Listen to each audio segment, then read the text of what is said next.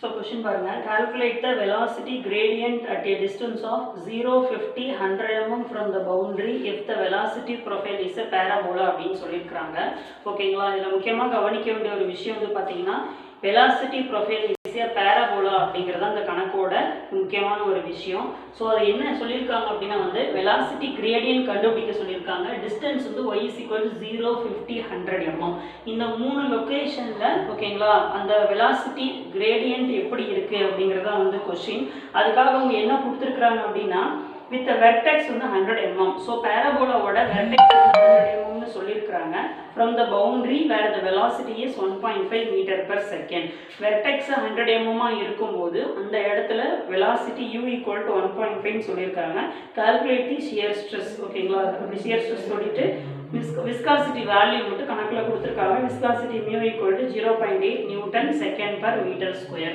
அப்போ கொடுத்துருக்கிறது ரெண்டு விஷயம் தான். அதாவது என்ன சொல்லியிருக்காங்கன்னா வெர்டெக்ஸில் velocity value vertex equal to 100 mm, அதை மீட்டருக்கு மாத்திரீங்கன்னா 0.1 metre. So at y is equal to 0.1 இருக்கும்போது velocity u வந்து 1.5, அந்த mu வேல்யூ வந்து 0.8. இவ்வளோ தான் given டபுள் இருக்குது. ஃபர்ஸ்ட் ஆஃப் ஆல் எப்படி velocity profile is a parabola அப்படிங்கிறத ஃபர்ஸ்ட் நம்ம வந்து பார்ப்போம். இந்த இது வேணும் ஒரு ஃப்ளாட் பிளேட்டாக வந்து கன்சிடர் பண்ணிக்கோங்க. இந்த ஃப்ளாட் பிளேட் மேலே என்ன ஆகுதுன்னா வந்து வாட்டர் வந்து ஃப்ளோ ஆக போகுது. இந்த ஏரோ வந்து வாட்டரோட ஃப்ளோ வந்து டினோட் பண்ணுது. ஓகேவா, வாட்டர் வந்து ஒரு ஆப்ஜெக்ட் மேலே வந்து ஃப்ளோ ஆகும்போது எப்போ வாட்டர் வந்து ஆப்ஜெக்டோட டாப் சர்ஃபேஸை உரசிக்கிட்டு போகுதோ அப்போ ரெசிஸ்டன்ஸ் காரணமாக வெலாசிட்டி வந்து ஜீரோவாக இருக்கும். அப்போ இந்த பாயிண்ட் இருக்குங்களா, இந்த பாயிண்ட் தான் உங்களுக்கு என்ன ஆகுது, இந்த பிளேட்டோட டாப் சர்ஃபேஸ். இந்த டாப் சர்ஃபேஸை வாட்டர் உரசிக்கிட்டு போகுது அப்படின்னா இந்த இடத்துல வெலாசிட்டி வில் பி 0. ஓகேங்களா, அப்போ என்ன ஆகுது உங்களுக்கு வந்து ஹரிசாண்டல் வந்து நான் வெலாசிட்டியாகவும் வெர்டிக்கலை வந்து நான் டிஸ்டன்ஸாகவும் நான் வந்து எடுத்துக்க போகிறேன். அப்போ at y is equal to 0, அதாவது அட் தி பிளேட் சர்ஃபேஸில் வெலாசிட்டி u equal to 0. இந்த பிளேட்டை விட்டு விலகி போக போக போக ஓகேங்களா மேலே ஏற ஏற என்ன ஆகுது பாருங்க, வெலாசிட்டி கிராஜுவலாக இன்க்ரீஸ் ஆகிட்டே போகுது. எக்ஸ் ஆக்சிஸ் பாருங்க கிராஜுவலாக வந்து நான் என்ன பண்ணுறேன் இன்க்ரீஸ் பண்ணிக்கிட்டே போகிறேன். அப்போ இது என்ன இந்த ப்ரொஃபைல் வந்து பார்த்தீங்கன்னா இதான் வந்து பேராபோலா அப்படின்னு வந்து சொல்ல வராங்க. ஓகேங்களா, அதாவது பிளேட் சர்ஃபேஸை விட்டு விலகி போக போக போக வெலாசிட்டி கிராஜுவலாக இன்க்ரீஸ் ஆகிட்டே போகுது. எது வரைக்கும் இன்க்ரீஸ் ஆகும் அப்படின்னா அப் டு ஃப்ரீ ஸ்ட்ரீம் வெலாசிட்டியை ரீச் பண்ணுற வரைக்கும்.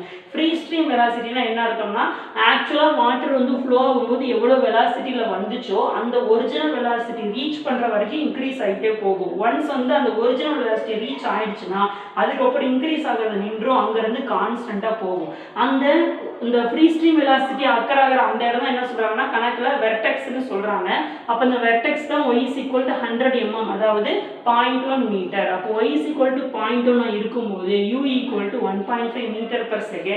இதுதான் என்னது கான்ஸ்டன்ட் வெலாசிட்டி. இந்த வெலாசிட்டி ரீச் பண்ணதுக்கப்புறம் பேரபோலா எப்படி இருக்கும், அப்படியே ஸ்ட்ரைட்டாக தான் வந்து போய்கிட்டு இருக்கும். இதெல்லாம் என்ன சொல்கிறாங்க velocity profile is a parabola அப்படின்னு சொல்லியிருக்கிறாங்க. இதை வச்சு நம்ம என்ன பண்ணணும்னா வந்து வெலாசிட்டி கிரேடியன்ட்டும் ஷியர் ஸ்ட்ரெஸ்ஸும் வந்து கண்டுபிடிக்க போகிறோம்.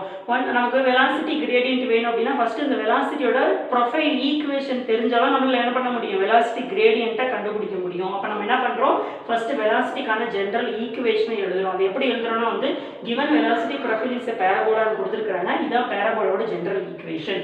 u equal to ay² plus dy plus c. இதில் uங்கிறது வெலாசிட்டி, இந்த yங்கிறது இந்த கோஆர்டினேட்டை டினோட் பண்ணுது, அது y ஆக்சிஸை டினோட் பண்ணுது, இந்த abcங்கிறது கான்ஸ்டன்ட். இந்த ஈக்குவேஷன் வந்து நம்ம என்ன பண்ணுவோம், இந்த ஏபிசிங்கிற கான்ஸ்டன்ட்டை ரிமூவ் பண்ணணும். அதுக்காக நம்ம என்ன பண்ணுறோம், பவுண்டரி கண்டிஷன்ஸ் வந்து யூஸ் பண்ணுறோம்.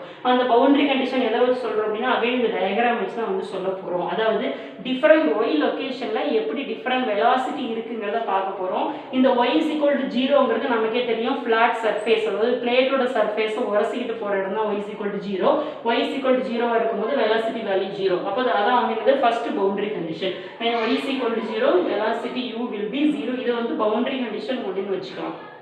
இது ஈக்குவேஷன் 1, இது பவுண்டரி கண்டிஷன் 1. வேரியேஷன் காட்டுறதுக்காக இதை ரவுண்ட் பண்ணியிருக்கேன். இதை வந்து ரோமன் லெட்டரில் வந்து எழுதியிருக்கேன். ஓகேங்களா, அடுத்து செகண்ட் பவுண்டரி கண்டிஷன் எப்படி எழுதுறாங்கன்னா வந்து அட் தி வெர்டெக்ஸ் வச்சு எழுதுறாங்க. கொடுத்துருந்தாங்க இல்லையா, at the vertex y is equal to 0.1 இருக்கும்போது வெலாசிட்டி u வேல்யூ வந்து 1.5. அதான் வந்து second boundary condition. So when y is equal to 0.1 u equal to 1.5 metre per second. ஓகேங்களா, இந்த மூணாவது பவுண்டரி கண்டிஷன் எப்படி எழுதுறோம்னா வந்து ஸ்லோப் வச்சு எழுதுறோம். What is slope? ஸ்லோப்னா வந்து கிராஜுவலாக இன்க்ரீஸ் ஆகிக்கிட்டே போனால் அதுக்கு பேர் தான் வந்து ஸ்லோப். இங்கேருந்து பாருங்கள் வெலாசிட்டி என்ன ஆகுது, கிராஜுவலாக வந்து இன்க்ரீஸ் ஆகிக்கிட்டே போகுது. ஓகேவா, இதான் வந்து ஸ்லோப். அந்த ஸ்லோப் வந்து எப்போ ஜீரோ ஆகும், இன்க்ரீஸ் ஆகிக்கிட்டே போன வெலாசிட்டி எப்போ வந்து கான்ஸ்டன்ட் பாயிண்ட்டை ரீச் பண்ணுதோ, ஓகேவா, வெலாசிட்டி எப்போ கான்ஸ்டன்ட் ஆகுதோ அவங்க என்ன ஆயிடும், ஸ்லோப் வந்து இல்லாமல் போயிடும். இங்கே பாருங்க, இங்கேருந்து கிராஜுவலாக இன்க்ரீஸ் ஆகிட்டே போகும், இந்த பாயிண்ட்டுக்கு அப்புறம் என்ன ஆயிடுச்சு, கான்ஸ்டன்ட்டாக மாறிடுச்சு. அப்போ ஸ்லோப் எப்போ ஜீரோ ஆகுது, வெலாசிட்டி கான்ஸ்டன்ட் ஆகும்போது ஸ்லோப்பும் ஜீரோ ஆயிடுச்சு. வெலாசிட்டி எப்போ கான்ஸ்டன்ட் ஆகுது, y is equal to 0.1 இருக்கும்போது வெலாசிட்டி இஸ் கான்ஸ்டன்ட், அந்த இடத்துல slope value will be 0. therefore y is equal to 0.1 இருக்கும்போது du/dy ஸ்லோப் வேல்யூ என்ன ஆயிடும், 0 ஆயிடும். அப்போ 3 கான்ஸ்டன்ட்டுக்கு 3 பவுண்டரி கண்டிஷன். அப்போ என்ன கிடைச்சோம், இப்போ 3 கான்ஸ்டன்ட்டை ஈஸி எலிமினேட் ஆயிடும். எப்படி எலிமினேட் பண்ணுறாங்கிறத பார்க்கலாம். அப்ளை பவுண்டரி கண்டிஷன் 1 இன் ஈக்குவேஷன் 1. இந்த பவுண்டரி கண்டிஷன் 1 நம்ம என்ன பண்ண போகிறோம், ஈக்குவேஷன் 1ல போய் அப்ளை பண்ண போகிறோம். பவுண்டரி கண்டிஷன் 1 என்ன சொல்லுது, y ஈக்குவல் டு 0 இருக்கும்போது u ஈக்குவல் டு 0ன்னு சொல்லுது. அப்போ இங்கே எங்கெல்லாம் வந்து y இருக்கோ அங்கெல்லாம் 0 போடணும், எங்கெல்லாம் u இருக்கோ அதுக்கும் வந்து 0 போடணும். அப்போ u-ஓட வேல்யூ LHSல இருக்கு. அப்போ u ஈக்குவல் டு 0. இங்கே பாருங்க, இங்கே ஒரு y இருக்கு, இங்கே ஒரு y இருக்கு. எல்லா yக்கும் வந்து 0 போட்டுருங்க. அப்போ c மட்டும் தான் மிச்சம் இருக்கும். ஆட்டோமேட்டிக்காக c வேல்யூ 0 ஆயிடும். அப்போ 3 கான்ஸ்டன்ட்ல ஒரு கான்ஸ்டன்ட்டை நம்ம வந்து ரிமூவ் பண்ணிட்டோம். அது என்ன பண்ணலாம், உடனே வந்து அப்டேட் பண்ணிக்கலாம். அப்போ இந்த c ஈக்குவல் டு 0ங்கிறத இந்த ஈக்குவேஷன் 1ல அப்ளை பண்ணி நம்ம என்ன பண்ணிக்கிறோம், வெலாசிட்டி ஈக்குவேஷனை அப்டேட் பண்ணிக்கிறோம். இப்போ நமக்கு 2 கான்ஸ்டன்ட் தான் இருக்கு. இப்போ அடுத்த ஸ்டெப் என்ன பண்ணலாம், இந்த பவுண்டரி கண்டிஷன் வந்து அப்ளை பண்ணலாமா. அப்போ அப்ளை பவுண்டரி கண்டிஷன் 2 இன் ஈக்குவேஷன் 2. அப்டேட் பண்ண இந்த ஈக்குவேஷனை என்ன பண்ணலாம், ரெண்டாவது பவுண்டரி கண்டிஷனை அப்ளை பண்ணலாம். ரெண்டாவது பவுண்டரி கண்டிஷனை y வேல்யூ 0.1 இருக்கும்போது u வேல்யூ 1.5. அப்போ யூக்கு பதிலாக 1.5னும் yக்கு பதிலாக 0.1னும் அப்ளை பண்ணிருக்கீங்க. பாருங்க, u equal to 1.5, y equal to 0.1. Apply பண்ணால் என்ன வந்துருச்சு, உங்களுக்கு ஒரு ஈக்குவேஷனாக வந்து கிடைச்சிருச்சு. இந்த 0.1 ஸ்கொயர் பண்ணிங்கன்னா 0.01. இந்த b into 0.1 0.1b அப்படின்னு வந்துரும். இது ஈக்குவேஷன் 3ன்னு சொல்லி வச்சுக்கலாம். இங்க வந்து கான்ஸ்டன்ட் எலிமினேட் ஆகல, இது வந்து ஒரு லீனியர் ஈக்குவேஷனா தான் கிடைச்சிருக்கு. இது இந்த ஸ்டெப் அப்படியே இருக்கட்டும். இப்போ என்ன பண்ணலாம், அடுத்து மூணாவது பவுண்டரி கண்டிஷன் அப்ளை பண்ணலாம்.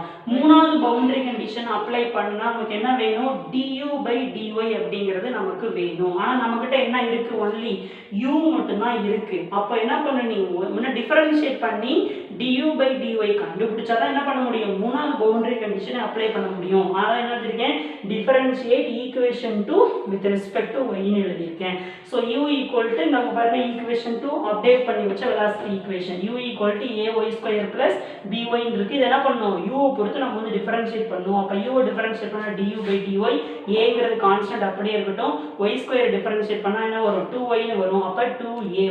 b கான்ஸ்டன்ட், y பொறுத்து டிஃபரன்ஷியேட் பண்ணா வருது 1. அப்போ b × 1 = b. இது வந்து என்ன வச்சுக்கலாம், ஈக்குவேஷன் 4ன்னு வச்சுக்கலாம். அப்போ ஏற்கனவே இதுல வந்து பார்த்தீங்கன்னா இது வந்து நம்ம பவுண்டரி கண்டிஷன் 3ல அப்ளை பண்ண முடியும் இப்போ நம்மளால. ஏன்னா நமக்கு du/dy இப்போ வந்துருச்சு. ஓகேவா, அப்போ என்ன பண்ண போறோம், அப்ளை பவுண்டரி கண்டிஷன் 3 இன் ஈக்குவேஷன் 4. ஓகேங்களா, அப்போ பவுண்டரி கண்டிஷன் 3 என்ன சொல்லுது, y is equal to 0.1 இருக்கும்போது du/dy வேல்யூ 0 போட சொல்றாங்க. அப்ப du/dy க்கு பதிலா 0 போட்டு y க்கு பதிலா 0.1 அப்ளை பண்ணா நமக்கு இன்னொரு ஈக்குவேஷன் வந்து கிடைச்சிரும். அப்போ ஈக்குவேஷன் 3ல abங்கிற கான்ஸ்டன்ட் இருக்கு, ஈக்குவேஷன் 5லயும் abங்கிற கான்ஸ்டன்ட் இருக்கு. இந்த ரெண்டு ஈக்குவேஷனையும் கால்குலேஷன்ல போயிட்டு unknown 2 கொடுத்து ஈக்குவேஷன் மோடுக்கு போயிட்டு unknown 2 கொடுத்துட்டு சால்வ் பண்ணீங்கன்னா you will get the constant a, b value. இப்போ பாருங்க, நம்ம எல்லா கான்ஸ்டன்ட்டுமே எலிமினேட் பண்ணிட்டதுனால நமக்கு பியூரா ஈக்குவேஷன் கிடைக்க போகுது. இப்போ நமக்கு அன்னோன் எதுவாக இருக்கோ அந்த அன்னோன்ல என்ன பண்ணலாம், அந்த a, b வேல்யூ வந்து அப்ளை பண்ணிடலாம். நமக்கு எது unknown, velocity gradient is the unknown. Velocity கிரேடியன்ட்ங்கிறது யாரு, du/dy. அப்போ கண்டுபிடிச்ச அந்த a, b வேல்யூ எதில் அப்ளை பண்ணலாம், இந்த du/dy அப்ளை பண்ணினா we will get the velocity gradient equation. இந்த ஈக்குவேஷன்ல டிஃபரண்ட் y வேல்யூஸ் அப்ளை பண்ணினா that will be the final answer வந்து இருக்க போகுது. வெலாசிட்டி கிரேடியன்ட் நமக்கு ஈக்குவேஷனா கிடைச்சிருச்சு, du/dy ஈக்குவேஷன் நமக்கு வந்துருச்சு. ஆனா கணக்குல என்ன கேட்டிருக்காங்க, வெலாசிட்டி கிரேடியன்ட் டிஃபரண்ட் லொகேஷன்ஸ் கொடுத்திருக்காங்க. அதாவது y is equal to 0, y is equal to 50, y is equal to 100 mm னு சொல்லி 3 லொகேஷனுக்கு வெலாசிட்டி கிரேடியன்ட் கேட்டிருக்காங்க. அப்ப நம்ம என்ன பண்ணோம், இந்த ஈக்குவேஷன்ல y க்கு டிஃபரண்ட் வேல்யூ அப்ளை பண்ணி ஒவ்வொரு கேஸ்க்கு நம்ம என்ன பண்ணோம், இந்த du/dy கண்டுபிடிச்சிட்டே இருக்கணும். முதல் கேஸ் என்ன கொடுத்திருக்காங்க, at y is equal to 0 கொடுத்திருக்காங்க. அப்ப நம்ம என்ன பண்ணலாம், y is equal to 0 இந்த இடத்துல அப்ளை பண்ணா அந்த லொகேஷனுக்கான வெலாசிட்டி கிரேடியன்ட் வந்துடும். அப்போ du/dy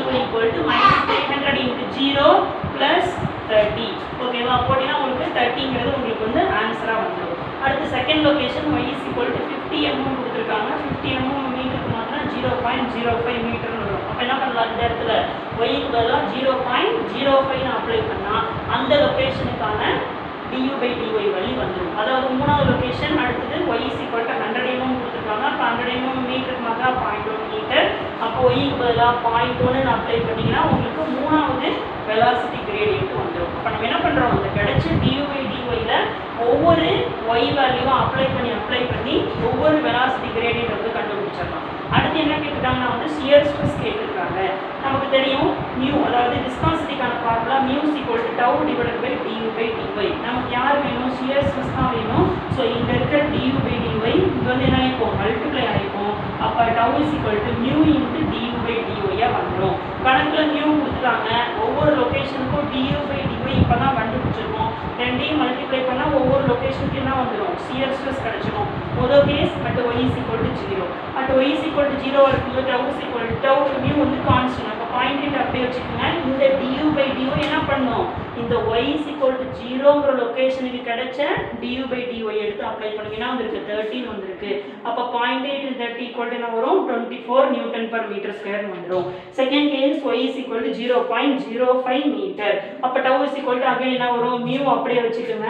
இந்த du/dyக்கு பதிலாக y is equal to 0.05 போட்டப்ப இங்கே என்ன du/dy வந்துச்சோ அந்த ஆன்சர் சப்ஸ்டிட் பண்ணால் இதுக்கான சியர் ஸ்ட்ரெஸ் வந்து வந்துடும். And last case y is equal to 0.1 அப்படிங்கிறப்ப டவோட வேல்யூ மியூவோட வேல்யூ அப்படி இருக்கட்டும். ஓகேங்களா, du/dyக்கு பதிலாக y is equal to 0.1 போடும்போது du/dy தான் வந்துச்சு 0 வந்திருக்கு. அப்போ 0.8 × 0 is equal to 0 newton per metre square. அப்போ இதுல என்ன தெரிய வருது பாருங்க, y is equal to 0ங்கிறது at the plate surface denote பண்ணுச்சு. பிளேட் சர்ஃபேஸ்ல சியர் ஸ்ட்ரெஸ் எப்படி இருக்கு பாருங்க, அதிகமா இருக்கு. அதாவது அதிகமான ரெசிஸ்டன்ஸ். இந்த சியர் ஸ்ட்ரெஸ்ங்கிறது அது ரெசிஸ்டன்ஸ் தான் வந்து டினோட் பண்ணுது. அங்க இருந்து பாருங்க பிளேட்டை விட்டு விலகி போக போக என்ன ஆகுது பாருங்க, குறைஞ்சிக்கிட்டே போயிடுச்சு. அதாவது பாதி லொகேஷன்ல சியர் ஸ்ட்ரெஸ் பாதியா குறைஞ்சு போச்சு. எப்ப சியர் ஸ்ட்ரெஸ் 0 ஆகுது பாருங்க, ஃப்ரீ ஸ்ட்ரீம் வெலாசிட்டி எப்ப ரீச் பண்ணுதோ அப்ப எந்த வித ரெசிஸ்டன்ஸும் இல்லாததுனால there is no shear stress. அதனால உங்களுக்கு 0 வேல்யூ வந்து ரீச் பண்ணிருச்சு.